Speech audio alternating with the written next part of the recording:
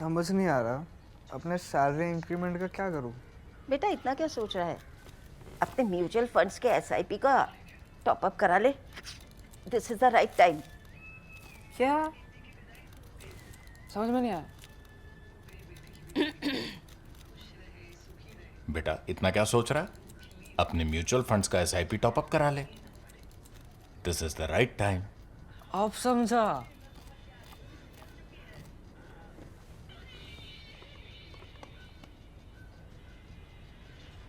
Mutual fund investments are subject to market risks. Read all scheme related documents carefully. From the high defiles over the railway line, death had watched patiently, knowing its time would come. Early in October 1879, led by Lieutenant Colonel James Gavin Lindsay, British engineers had begun to punch a railway line that was meant to link the plains of Sindh to Kandahar, sustaining the northward push of the British Empire. The first 214 kilometers had been completed by the new year at an incredible rate of almost 2 kilometers a day. Then, at the town of Sibi, just a cluster of squalid huts back then, the engineers paused to mass the materials needed to finally cut through the mountains towards Quetta and on into Afghanistan. Labourers now had to surmount the first of a series of tunnelling challenges that faced what had been named the Kandahar State Railway. The workers, mainly ethnic Pashtuns from Peshawar, used dynamite to blast their way through the rock and then propped up the passages with deodar and teak logs. Then, in the summer of 1880, news came in of the annihilation of British forces at Maiwand. There was nowhere any longer for the train line to go. The construction party and its engineers began their long retreat to the plains. A single convoy of workers, though, was left exposed in the Kuchai defile. The Murri tribesmen, who had been waiting on the mountains above, now seized their opportunity. They looted the workers' equipment and money. 42 men were killed. Hi, and welcome to this episode of ThePrint Explorer. Earlier this week, as you all know, terrorists of the Baloch Liberation Army's Majid Brigade hijacked the Jafar Express, which makes the 34-hour journey from Quetta to Peshawar. There are still only hazy accounts of exactly what happened, and in one of those strange twists of history, the place all this happened isn't far from the site of that murderous attack in 1880. There's been a ton of excellent journalism and analysis in the print on the BLA and the conflict in Balochistan. But today, I want to talk about the history of that railway line and why it matters. The BLA has shown with this attack that it understands geopolitics and strategy. The Peshawar-Quetta railway line is a critical asset for the Pakistan military's logistics, as it was for the British before them, providing a reliable way to haul supplies and move personnel through the gorges and defiles of the Toba Kakar range over the Bolan Pass. There is also a highway, sure, but as Imperial Britain understood, trains are efficient, fast and reliable. The real message the BLA is sending isn't that it can kill people, we already know that. It's saying that it can choke Pakistan's military presence north of the Bolan Pass and weaken its hold on the border with Afghanistan. For India, there are lots of lessons to be learned from this story. The most important one, of course, is about the railway line to Kashmir, an engineering marvel that's nearing completion. The railway line will ease Indian military logistics, but as we've now learned, also offers terrorists a target to hit. Elsewhere in India too, terrorists have targeted trains. There were massacres on trains in Punjab back during the Khalistan insurgency, and Maoists have regularly tried to disrupt rail traffic. These lessons I'll come back to later in this episode, but to understand them, we'll first have to engage with the incredible story of the unfinished Kandahar railway itself. A civil engineer who worked on that Kandahar railway, and forgive me for this long passage, but it bears listening to, I think, he wrote, "The line does not wind its way through smiling valleys to the breezy heights above and then after a rush through an alpine region, break out with mile upon mile of verdant plain, like the railways which lead from France and Germany to northern Italy. On the contrary, it traverses a region of arid rock without a tree or bush, and with scarcely a blade of grass, a country on which nature has poured out all the climactic curses at its command. In summer, the lowlands are literally the hottest corner of the Earth's surface, the thermometer registering 124 degrees Fahrenheit in the shade, while cholera rages, although there is neither swamp nor jungle to provide it a lurking place. In winter, the upper passes are filled with snow and the temperature falls to 18 degrees below zero, rendering outdoor labor an impossibility. The few inhabitants that the region possesses are thieves by nature and cutthroats by profession, and regard a stranger like a gamekeeper does a hawk, something to be bagged at all costs. Food there is none, and water is absent for miles, timber and fuel are unknown, and in a word, desolation writ large is graven on the face of the land. Why would someone build a railway line through such a place? Following the Great Rebellion of 1857, Imperial Britain's attentions were firmly focused on internal security, particularly in the Gangetic Plains, not expansion towards the northwest. There were some strategists, though, who called for reversal of this policy, fearing a southward push by the Russian Empire. Egged on by the Viceroy, Robert Lytton, Prime Minister Benjamin Disraeli pushed for what was called a forward policy. In 1878, Lytton submitted an ultimatum to the Afghan Amir, Sher Ali, demanding that Russia be stopped from having a mission in Kabul. There was predictably war. And that war eventually ended in a British victory, when its defeat at Maiwand was reversed by a triumph in Kandahar. Viceroy Lytton, however, came to understand the pointlessness and the gargantuan expense of maintaining a permanent presence in Afghanistan. He chose to subcontract the responsibility to Afghanistan's new Emir, Abdul Rahman. Liberal politicians who ruled from 1880 to 1885 withdrew forces from Kandahar and garrisoned them in Pishin and Sibi. The frontier province, as it was known, was headquartered in Quetta. Even though the effort to build the railway line had ended badly, there was no ignoring the expansion of Russian railways eastwards towards the Caspian, ever closer to Herat and Afghanistan. The Liberal government thus did a neat about-face and approved the resumption of a road construction project in 1883, which was discreetly called the Harnai Road Improvement Scheme. Note, no reference to Kandahar or Afghanistan. Though carried out by military engineers, the project was executed by the Public Works Department. To prevent any concerns rising in Afghanistan, a ban was placed on the use of railways to transport material, which made the road construction project a nightmare.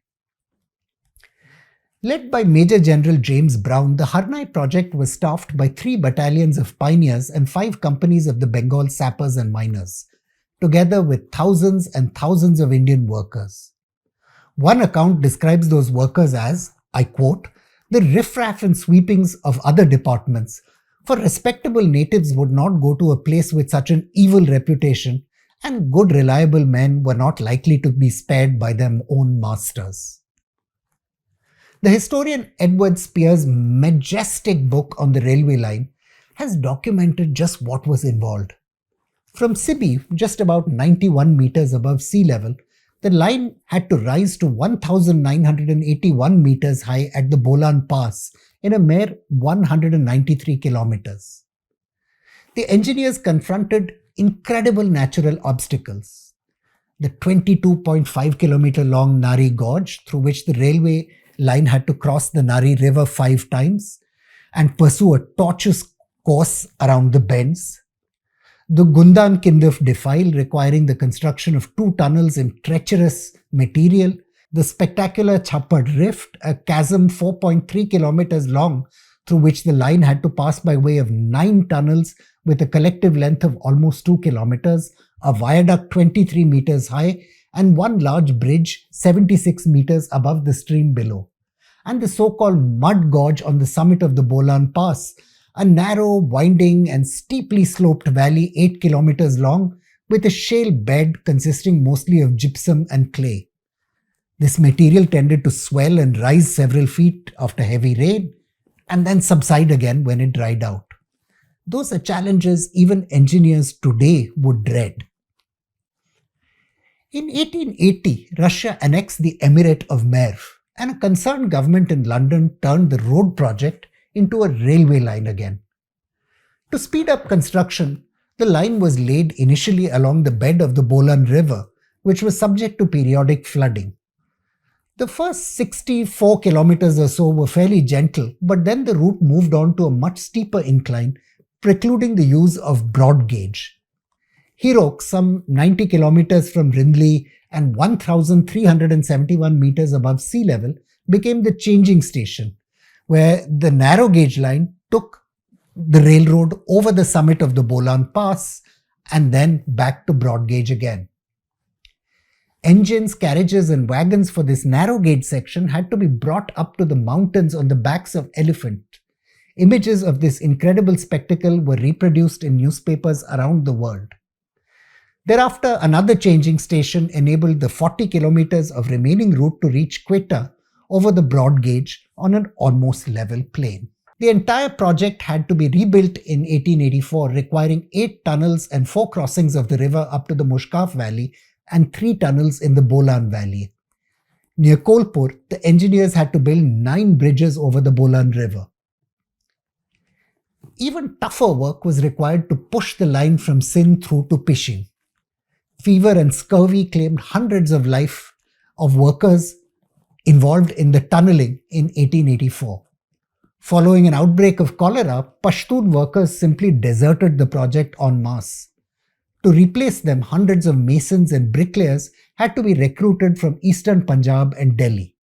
The work continued in the face of endless floods and massive landslides. The workers on the rift, Spears writes, even had to be lowered in rope chairs from the cliff above and then use steel crowbars to bore holes about a foot deep into the cliff face at points previously marked with whitewash. Once the holes were bored and the crowbars inserted, platforms were erected from which the rock face could be dynamited. In 1888, both railway lines to Quetta were operational and an extension was built to the forward post at Chaman. From the proposed terminus at Chaman, Kandahar was just 125 kilometers away. There was a splendid cantilever bridge at Sukur, providing a direct crossing of the Indus River. The final bit of the line to Kandahar, though, would never be built. In 1880, Major General Sir George White led an expedition to survey the routes through the Zob Valley, but the Indian government stopped him from venturing north of the Kundar River, lest it alarm the Afghan regime.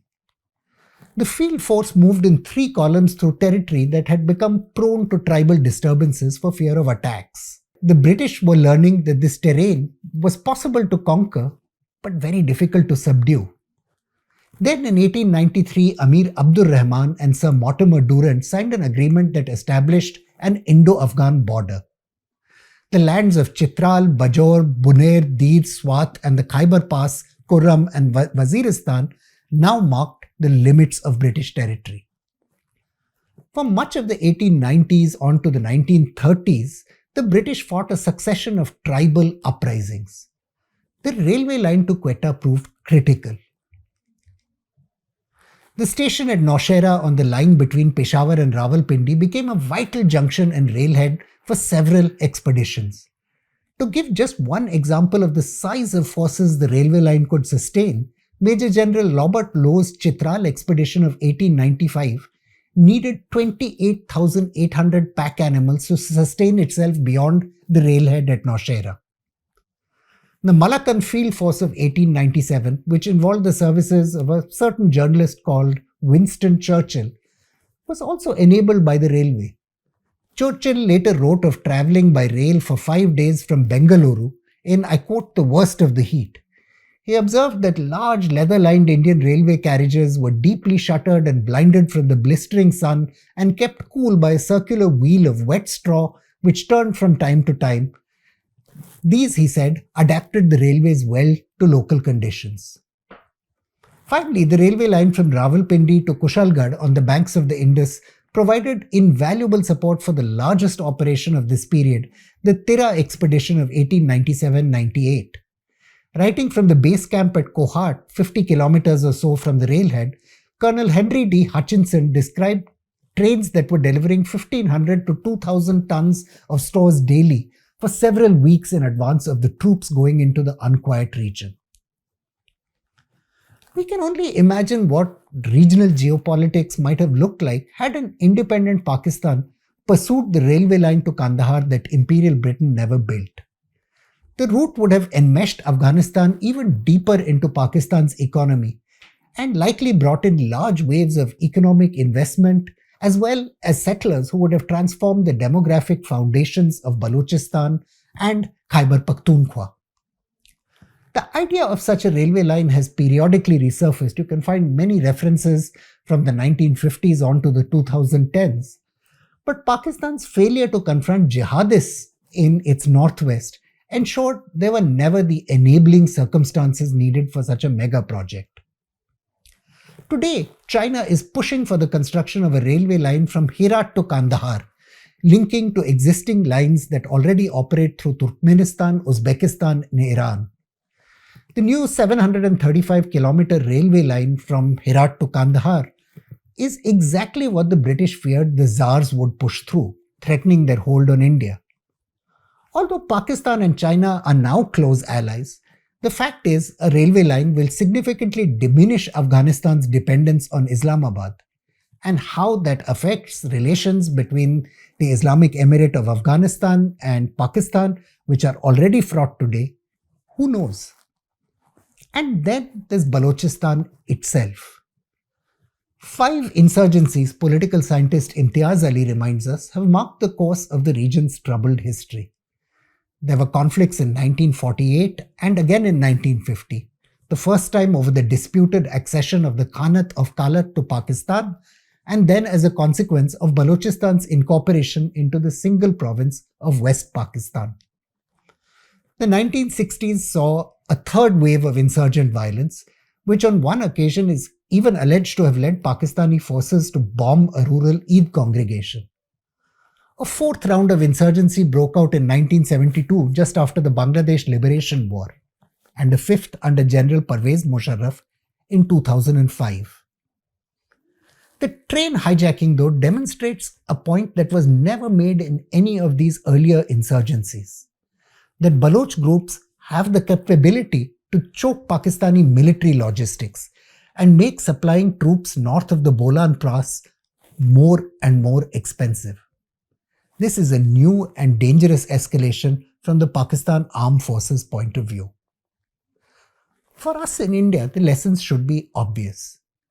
Nation states might be the product of our imagination, but culture and emotion are not worth that much without concrete and steel. The British Empire sustained itself on its railways, and so do its successor nation states. Imagine an insurgency which had the power to cut the sole road link which once ran between the plains of Punjab and Jammu and Kashmir. It's possible the insurgents might well have seized the state. At the very least, it would have placed enormous additional burdens on India's resources to garrison and protect the line of control. Today, that very nightmare confronts Pakistan. India's investments in roads and railways in Kashmir and elsewhere on its borders are at least as important as troops or fighting equipment. That lesson Pakistan failed to learn in its northwest. The price it now pays remains to be seen. I'm Praveen Swami and I'm a contributing editor to ThePrint. Thank you for watching this episode of The Print Explorer.